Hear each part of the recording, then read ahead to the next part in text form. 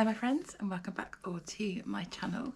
In today's video or vlog I'm going to be reading these 4 books. These are for my R Fantasy bingo picks, so let's quickly go through them.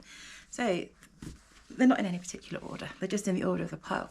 The first book, or one of the books I'm going to be reading, is Metal Slinger by Rachel Schneider. Now when I picked this one to read, because disclaimer, I have actually read all these books, but I had to redo the intro clip because I found when I was editing I accidentally deleted it. So I have read these books, and it was only after I'd read this one that I heard some people say it's going to be part of a trilogy, not a duology. So I'm not sure if this one counts yet. We'll have to wait and see. So there's this one. So this was obviously for duology. The next one was for my author of colour, and that is The Fifth Season by N.K. Jemisin. Lovely cover. Next is translated fiction, and that is I Who Have Never Known Men by Jacqueline Hartman. This was a short one. And then the final one for I can't remember off the top of my head the title that intrigues you. This Kingdom Will Not Kill Me by Ilona Andrews, and this is my Waterstones, excuse me, special edition. There we go, my hay fever's playing up at the moment. So grab yourself a cuppa and enjoy. So I've got my coffee, well, decaf coffee. Can't drink caffeine after 12 o'clock, otherwise I never sleep, and I'm all ready to get started. I was going to get changed into my tracksuit, but I really couldn't be bothered, so I've just taken makeup off, got my glasses on.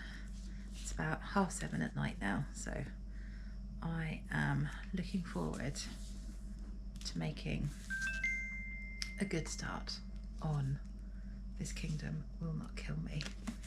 And I'm all wrapped up under my blanket because I just put my joggers and a jumper on, but I just couldn't be bothered to get changed this evening. So yeah, just put my glasses on and I'm excited to get started. So we have been thrown right into it. Hopefully you can hear me. Yeah, we've been thrown right into it. She's woken up on the first page in, I think, how are we pronouncing this? Cartoran, the name of the city in her fantasy book. And from the sounds of it, she's very confused, doesn't understand what's happening, and is trying to find a way out. And at the moment she's got a giant rock. I'm not quite sure what she's going to do with her giant rock. I've got an idea because she's taking it to the river. Maybe she thinks she's in a dream. I mean, imagine I would. Imagine anyone would. They wake up in their fantasy world. So yes, it's a good start. I've just got to get used to the very small writing. I'll show you. They've crammed it on, but a good start. Right, it is Saturday morning. I don't think I updated you yesterday. I was a bit too tired. It was Friday, it was the end of a busy week. So I just read and then went to bed silly early. I think I went to bed before my daughter. So just wanting to update on This Kingdom Will Not Kill Me, and I'm absolutely loving this. I am that far through. I'm up to part 3 because it's written in parts. Chapter 18, page 175, and I'm ploughing through this. I think I showed you the writing is quite small, so it is taking a little bit longer to read, but I read a big chunk this morning, read a big chunk last night, and I'm hoping when I've done my usual Saturday morning tidy that I can sit and read some more. It just depends what my son wants to do. I might see if he'll go in the hot tub like last weekend, and then I can get some more reading done. But this is absolutely fantastic. So Maggie has woken up naked in her favourite fantasy book, Care to Run. She's read this, well, there's 2 books in the series. The 3rd book was never released, so she's read the 2 books many, many, many times over the years. She knows the story inside out. She knows the characters. She knows all the tragedy that's going to happen. She knows sort of what the characters are going to be doing, their thoughts, their feelings, their motives. And it is not a nice world that she's actually woken up in. Care to Run. Care to Run? I have no idea if I'm pronouncing that properly. It isn't a nice place. It's full of murder and death and political intrigue, and some of the characters are rather evil. And she wants to see, because she obviously doesn't know how she's got there. She doesn't know if she's ever going to get home again. She's trying to make a life for herself there. So she's using her knowledge of the books to try and help herself, and also to help some of the characters that she's fallen in love with while reading the books. But the problem is she can't change too much, because then she won't actually know what's going to be happening. So she can only make little tweaks. So I can't say too much, otherwise I'll give it away. But it says in the blurb that she also discovers that she can't be killed. So that sort of allows her to be a bit more daring, putting herself in danger than she normally would. So I'm really intrigued to see where this goes. She's met a band of people, all, I suppose, all very stereotypical of a fantasy. And at the moment, they're all trying to help each other. Apologies if you can hear the van outside. It's turning round. What was I saying? No idea. So yeah, so it's all very stereotypical. There's quite a lot of info dumping, because obviously we're getting the information from Maggie's point of view, and she's then telling us what she knows about the world of Care to Run. So we're getting quite a lot of info dumping, and it's a lot because obviously we're just being thrown straight into this world where we don't know any of the background, we don't know, there's no world building. So we're just getting little bits every now and then when we get a little bit of an info dump from Maggie. But sometimes I struggle when there's a lot of stuff like that, but I'm not with this one. It's sort of weaved in nicely. It's not too much of a big info dump and you go, well, I don't know what that's talking about, but it's not too bad. So yes, absolutely loving this. Now, I decided, I don't know why, I hadn't read the back, to read the author's info at the back. Now, for some reason, I'd got it in my head that this was a debut. And I don't know why I'd got that in my head, because it says on the front, best-selling author. So if you're a best-selling author, it's not a debut. And then when I turned to the back, I actually realised it's written by husband and wife team. Here we are. So it's written by Ilona and Gordon. And together they have become Ilona Andrews. So I actually did some research. They've written quite a few other books. So I might pick some of them up at some point. But yes, really enjoying this. I've got to go and actually just do some tidying now, because the house is a state. It always is at the end of the week, because we're just too tired to keep on top of it too much during the week. So I'm going to go and finish listening to my audiobook. I'm 86% into It's Not What You Think by, I think it's Claire McAllister. It's like a murder police procedural, that's what it's called. I'm not reading it for a vlog, it's what I've been listening to on my way to and from work. So I'm going to leave that there, and I will get back to you when I have an update. It's been a week since I last updated this vlog. It's been a bit of a busy week at work, so I've been quite tired when I've been getting home, so I haven't managed to actually read as much. Apologies if you can hear the washing machine. My cat's just opened the door into the kitchen. So I think when I last saw you, I had just started this book, This Kingdom Will Not Kill Me by Ilona Andrews. So I finished this last night. I'm going to be giving it 3 stars. I enjoyed it.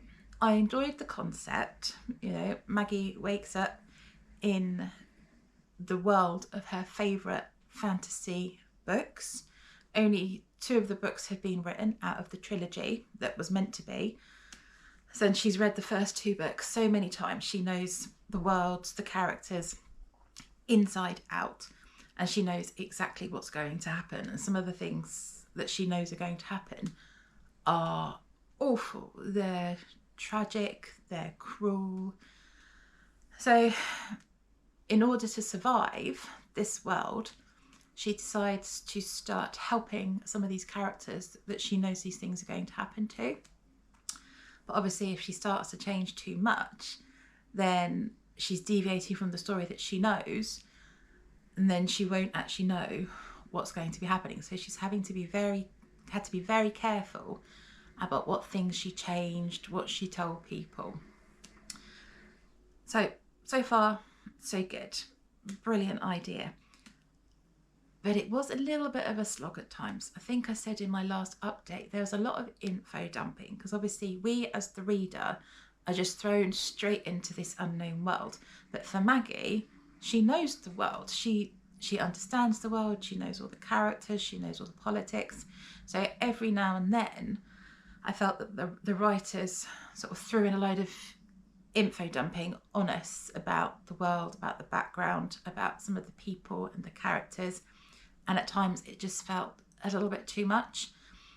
And there are so many different characters. I found myself getting a bit confused as to who was who wasn't who. Some characters had different names depending on who they were being at that time. And towards the end, I was struggling a little bit, just because of that. Especially, that was the last 30 pages I had last night to read, and there were some characters that appeared. I didn't have a clue who they were.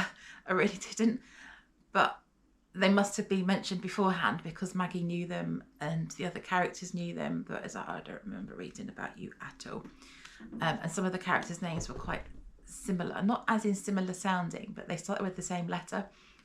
And in my head, I was then confused as to about who they were. Like I said, I was quite tired when I was reading this. I was reading this late at night, so after busy days at work. So I'm not sure if it's me, if I'm the problem, or if it's that there was just too much info dumping, too many characters, and I did find myself getting a bit confused and a little bit bored at times. But overall, it was a solid 3-star, and it was left on a bit of a cliffhanger. Wasn't quite sure how it was going to be left, because I did some research, and this is the first in a new, I don't know if it's a duology or a trilogy, but it's the first in a new series. So it was left on quite a cliffhanger.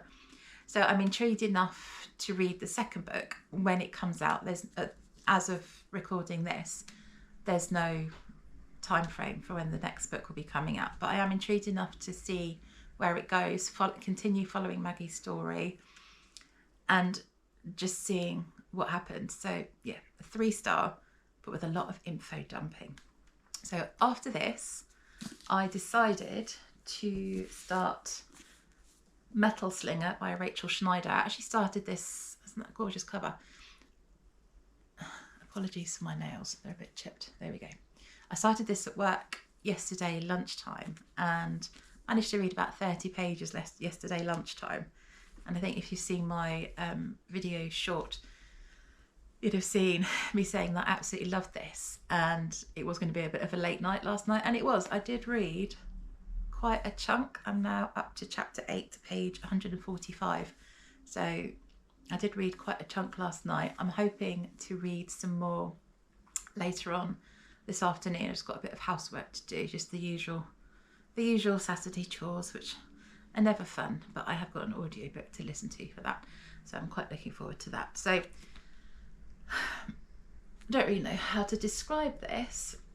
So Bryn has trained her entire life to protect her people. She's sort of like a trainee guardian, trainee soldier. And one day her and her group are able to go to where the land is, because they don't live on the land, they live on the water in like these tree houses, I think. That's how I'm imagining them anyway, tree houses in the water. Correct me if I'm wrong. And something goes wrong. And yeah, it's one of those books. I don't want to say too much because there are quite a few spoilers that happen quite early on in the book. But I'll read the blurb. So, raised among the seafaring Allaha, exiles of a war the world forgot, Bryn has trained her entire life to protect her people and uphold a fragile peace. And it really is a very fragile peace. She knows her place, her purpose, and the stories she's been told. But everything begins to fracture the moment she meets him. And this, I think, because I didn't realise this, it has this on the front cover. Excuse my hand. My camera was doing weird things. Isn't that gorgeous?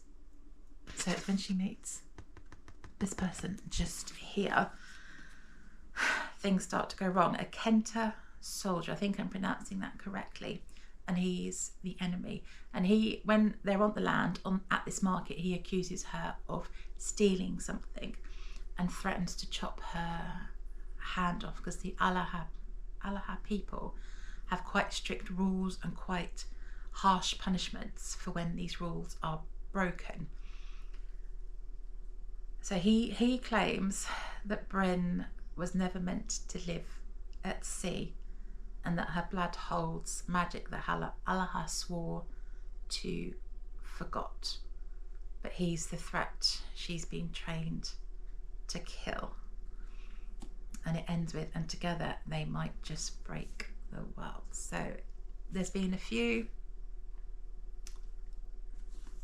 plot twists so far, and we're only 145 pages in. I'm loving the writing style. I've never read anything by her before. I was doing some research. It looks like she's written some like romance books, but this is absolutely brilliant, and I'm flying through this. I think it's one of those books where when you know, and I think this is going to be like a 5-star read for me, if not very, very high. I'm absolutely loving this. So I'm really excited to see where this one goes. So I'm going to go off and do my jobs. I've got to go and give the kitchen a good clean. I'm hoping that won't take too long. And then if my son carries on entertaining himself, I'll be able to sit down and read a bit more. Also depends what my husband is up to. Sort of a bit of a non-bookish life update. My husband, I don't know if it's like a midlife crisis or just trying to relive his youth, but he off looking at motorbikes this morning. He used to have a motorbike many years ago before I met him, and since I sort of started YouTube as like the thing for me, he's sort of looking for something for him, sort of like as a stress outlet. So he's looking at motorbikes, and he's got a test drive of a motorbike later on today, and if all goes well, he's going to be bringing it back to show me and William, our son. So yeah, we will see what happens. I will keep you updated. Not sure how I feel about it. It's one of those ones where you have to support your partner, because obviously he's supporting me in this, and he's always supported me in everything that I wanted to do, such as like with my embroidery business, and obviously on YouTube, Instagram, the multiple books that I buy. He's always there. He's never said no, and obviously you can't say no, I don't want you to do this, but I am, I suppose, a little bit worried because he doesn't really have, I don't know how to say it, but he is a bit of a daredevil. He doesn't really put his own safety first. He just goes for it. I think that's why he's always got so many injuries and so many scars, because he just goes for it. And that's, I think that's what I'm a bit wary about. But I'm pleased that he's found something, or looking for something that he wants to do. So we'll see how that goes, and that will all then depend on how much of this I get to read, because if he brings back this motorbike, he's going to be very excited to show it off, and to show it off to our son. So it is Sunday afternoon now. I stayed up late on, what day was it? Friday, to read some of this. Read some more yesterday, and then my cat woke me up ridiculously early at 5:30 this morning. So I finished Metal Slinger. Oh my goodness, this was so good. And that ending, I did not expect that. Normally I'm quite good at predicting the endings, because I read quite a few sort of romantasy, fantasy books, so you kind of get a feel for where they're going to go, and I did not see this ending coming at all. I'm so glad book 2 is coming out very, very soon, although it's not going to be in paperback. So we'll see if I can wait for it to come out in paperback. If not, I'll be buying the hardback cover. I can't remember how much I said about this. The problem is that I don't want to say too much because of spoilers, but it's, I suppose, enemy to lovers, refinding a family, there's magic, there's shape-shifting, there's some adventure, and it's got the most incredible cliffhanger ending you could ask for. So go and pick this up. It's absolutely amazing. I think I showed you the artwork on the front cover. Isn't that gorgeous? I hope you can see this is okay. It's typical. I want to start filming and the clouds come out, and I'm quite limited with where I could put the camera with for the light. So I finished that this morning, and I went straight into I Who Have Never Known Men. This is for my translated fiction pick. It's been translated from the French, and it was originally written in 1995, which I did not know. So this is, excuse my watch going off, this is more of a dystopian than a fantasy, and it's really short. I'm about that far in, page 48, and I don't think there's actually any chapters. I haven't come across any chapters yet, and I'm on page 48. It's just like one long chapter, but it's very easy to read, considering it's translated fiction as well. It's very easy to read. The font is quite big. That's the introduction, but the font is quite big, so it's quite easy to read. So what is it about? Well, it's hard to say. It's dystopian. So deep underground, there are 39 women, and they've been there for an undetermined amount of time in like a cage in a bunker, and there's guards outside of the cage, and they get swapped out after, again, an indeterminate, is that a word? I don't know, I'm making words up maybe. So after an amount of time, the women don't know how long they've been there. All they know is it's been years. They're provided with what they need to survive, and that's all. They're not allowed to touch each other. They're not allowed to ask questions of the guards. And over the years, they've tried this and been punished by it. So there's a young girl. We think she's about 15, 16, but nobody knows. Nobody actually knows how old she is. She's one of the youngest ones there. And she doesn't remember life outside of this bunker. The women don't talk about it. They don't like to talk about it, but they don't remember much, just because it brings back the memories. So we are as much in the dark as the reader as the characters are. I don't know what her name is, the narrator. It is from her perspective. So we know as much about what's going on as she does. Excuse me.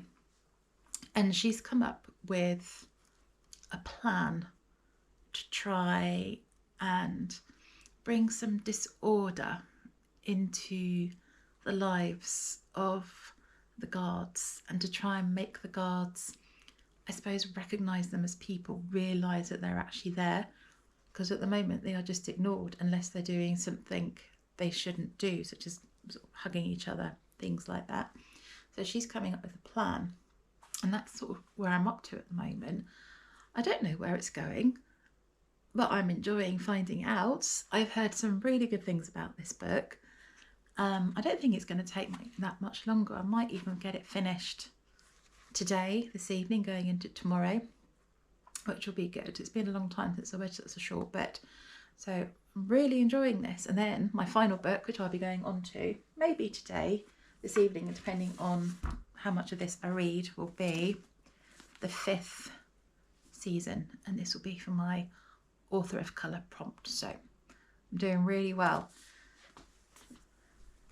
and I'm going to crack on with reading this. I'm a bit tired today. It's Monday, and the reason I'm tired is because I stayed up late last night reading this. Let me just pop this on. So I started reading this yesterday morning, read a few pages, knew I was going to enjoy it. I think I updated you a little bit yesterday, and then once my son had gone to bed, I just sat downstairs and I read, and I didn't actually lift up my head until it was about 10:15 at night, because I just fully immersed in this absolutely incredible book. It's so short, but oh my goodness, it really does pack a punch. I was going to say there's so much that happens, but there isn't really a lot that happens. So, but it's full of so much emotion. It's really hard how to describe, because yes, it's about a group of women who have been trapped, imprisoned in a bunker. There's guards that change out every now and then. One day there's this loud siren that goes off, the guards run away, they completely disappear, but the key's been left in the lock and they can escape. And they escape into this strange new world. They question where this world is, where they are, whether they're even still on Earth. Are they on some strange new planet?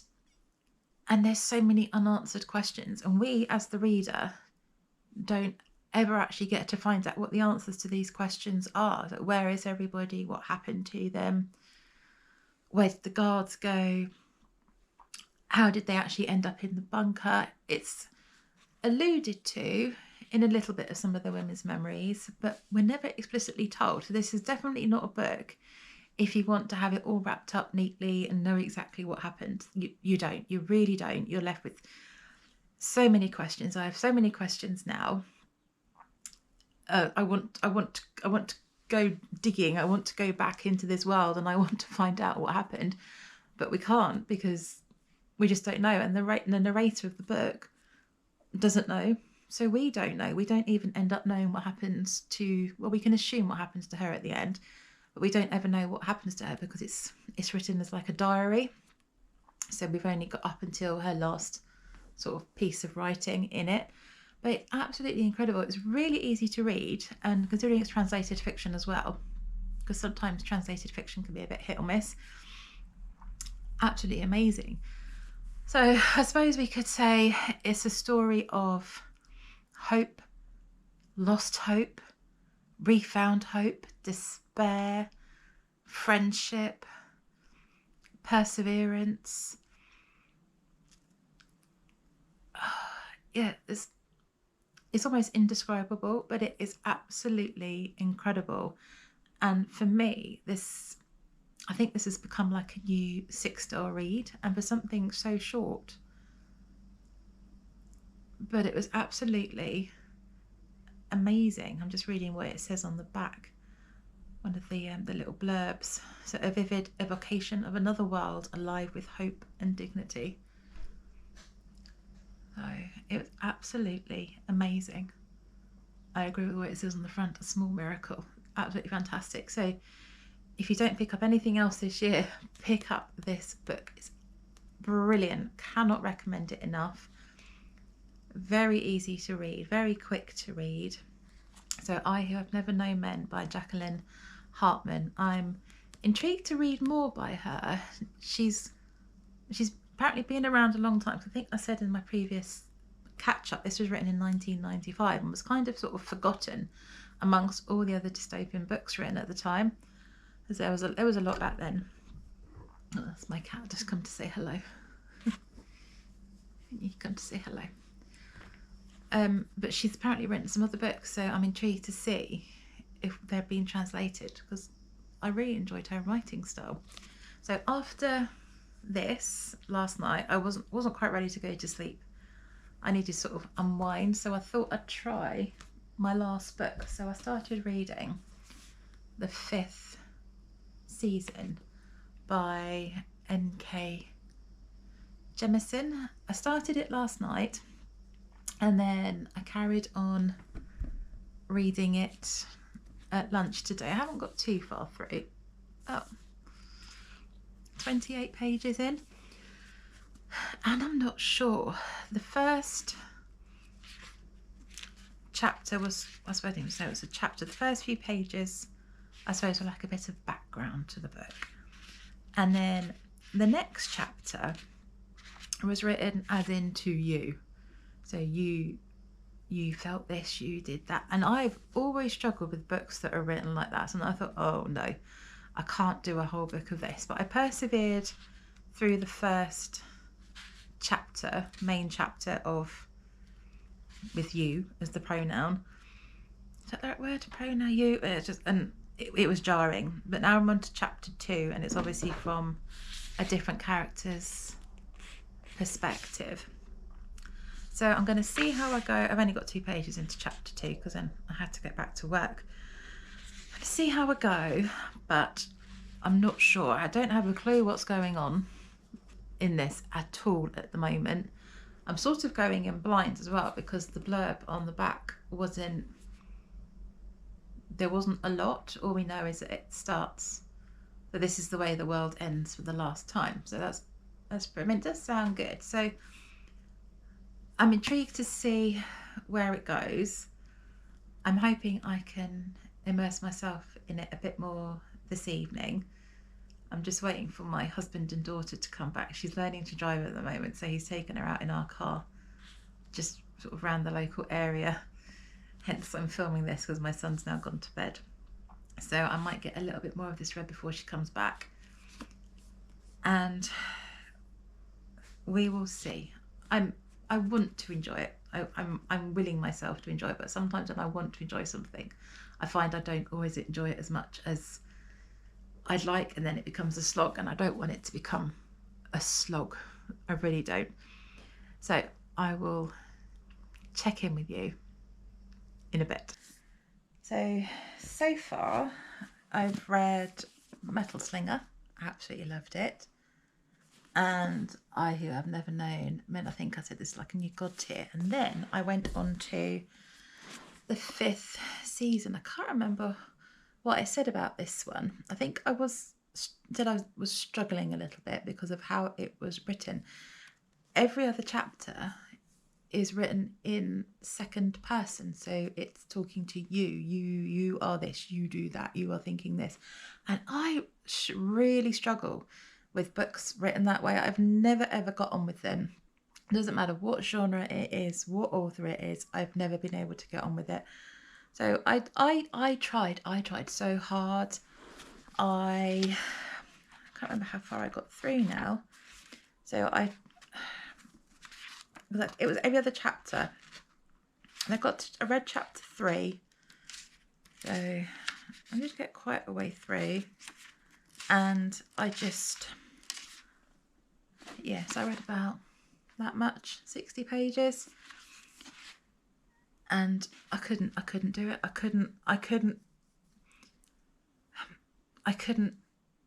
just couldn't. I kept being pulled out of the narrative because it was as if it was me, and I don't like reading books that are like that. I like, and they're written in first person. I can cope with that. I like when I can cope. I like when they're written in third person, but second person, I couldn't do it. And I was really excited for this one. I was really intrigued. It was a series that was finished, so I could have binge read the whole thing. And I even flicked through a few more chapters to see. And it carries on like that. And I couldn't do it. I struggled. I was struggling so much. So I had to DNF the 5th season. So I'm going to have to rethink this prompt. I've got a few ideas, but I'm not sure yet which one I'm going to be picking up. But as soon as I know, there'll be another vlog on it, I'm sure.